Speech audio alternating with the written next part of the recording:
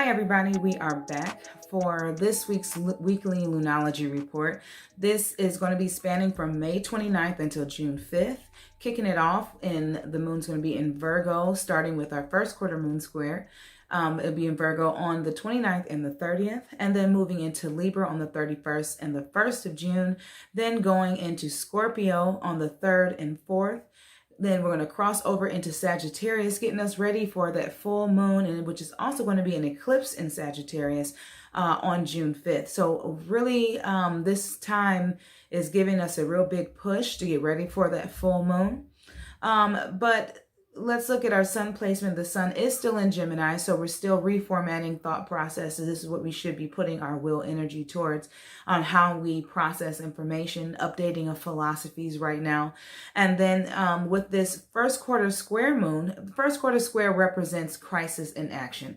So what crisis in action means is that we are looking to see how we can take what we brought up in the new moon, and what we have been looking at over the past week is how we have been expressing our crystallization, which is solidifying who we are, the past experiences that we've had leading up until now. You know, where are we? Where do we want to go and take that? So if you check back on the video from last week, you'll be able to kind of catch you up till now. But the first quarter square moon in Virgo is about us really purifying our actions and focusing on, over the next week, experimentation with choosing what we want to express, which we should have came to ending with that moon in Leo last week, and then taking what we are wanting to express and experimenting on how are we going to implement this within our lives. And we'll talk more about what this first quarter square moon specifically represents according to the degree.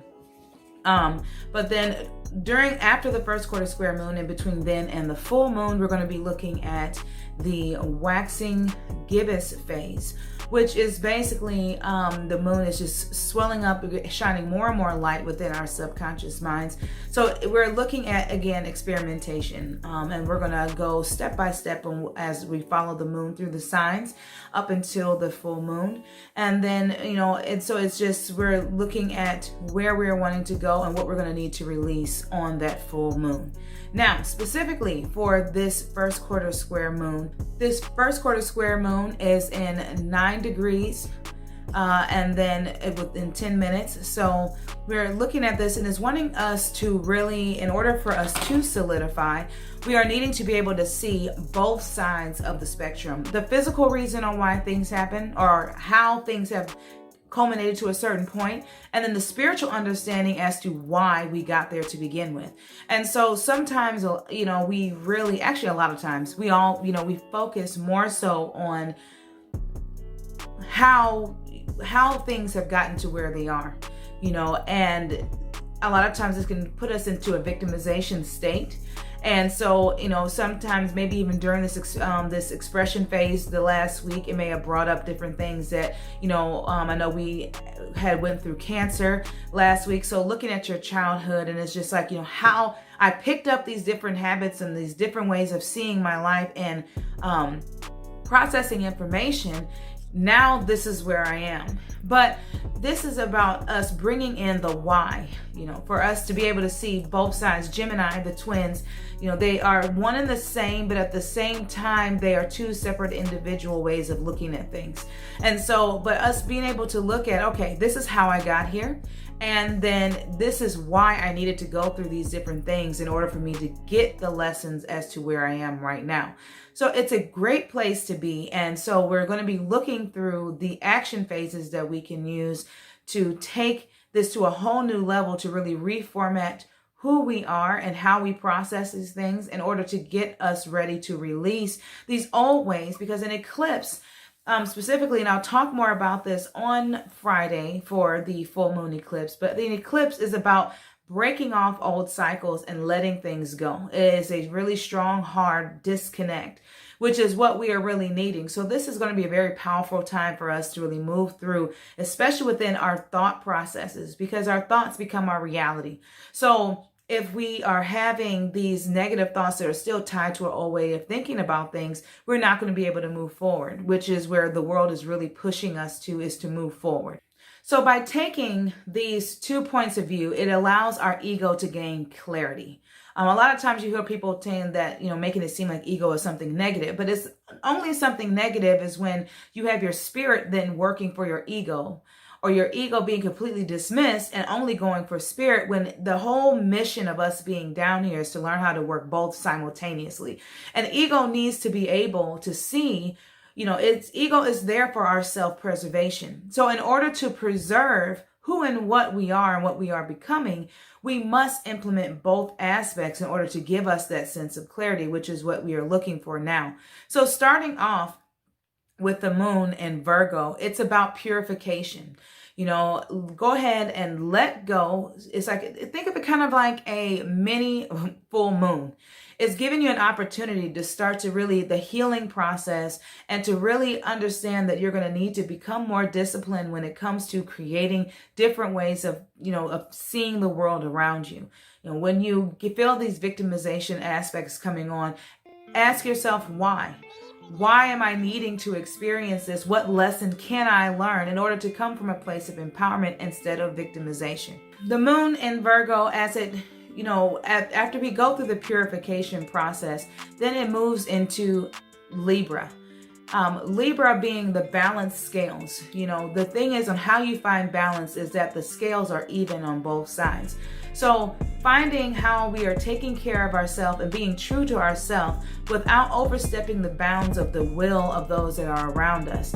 That's, it's not about only thinking about self. It's about being yourself and being able to accept yourself wholly, so that way you can be your best self, putting your best foot forward, your best individual expression of, of your spiritual and physical self in order to give it back to our conscious collective and our collective world, because as a unique individual, we are needed in order to show different aspects and different expressions of the Creator.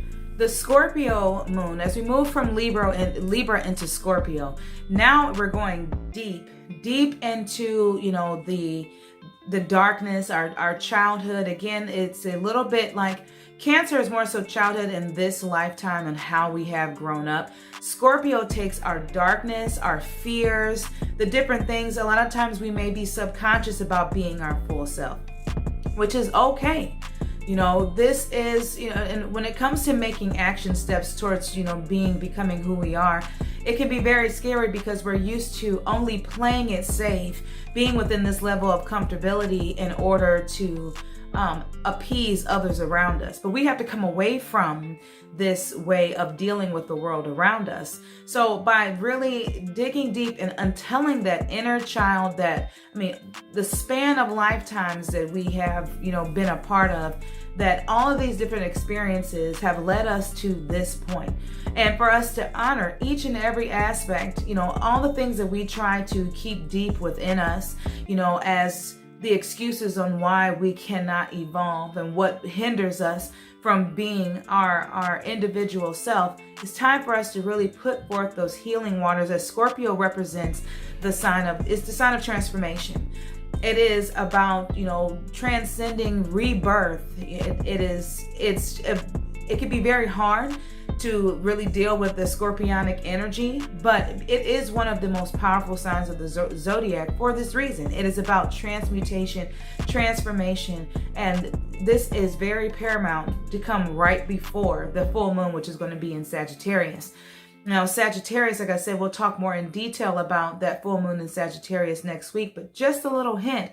It is Sagittarius is about moving into a new frame of mind, updating the philosophy of self and of life. And we're going to examine a little bit more about what that means for our overall transformative mental process that we're going through right now with this Gemini lunar month of crystallizing and really solidifying who we are from all of our experiences, so that way we can become a whole person.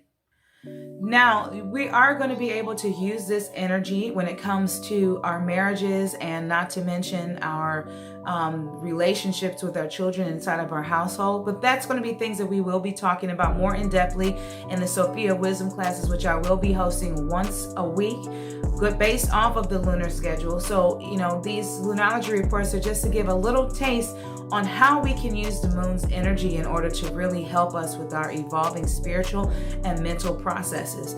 So I really challenge you to take this week of experimenting and with the thought process of you not having to live your life based off of what others in your past have really put forth for you to be.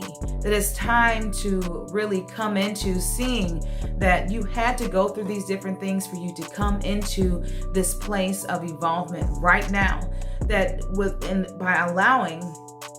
by allowing your ego and your spirit to work together, you can create amazing things, in which during this time in our country, we are really needing for people to come away from being a part of the herd, and each one of us carrying our individual aspects that we are able to reflect back to the world. So with that, we'll go ahead and wrap it up here. And then I hope that you will join me on Sophia Wisdom Set, where we can see how we can implement these aspects into your own personal life. When it comes to, we will be going more in depth over self-growth, how to use these aspects for self-growth, how to use it when our close-knit relationships, specifically our marriage, and then also with raising kids. We're really big on the Greenhouse Kids with having 4 children. We have got to stay on top of this for our own family. So I really want to be able to share that with you all too. So until next week, let's get ready for this full moon. It's going to be a really powerful experience. I'm just really excited about it. So I really hope that you guys will come back, and I will see you next week. Thank you.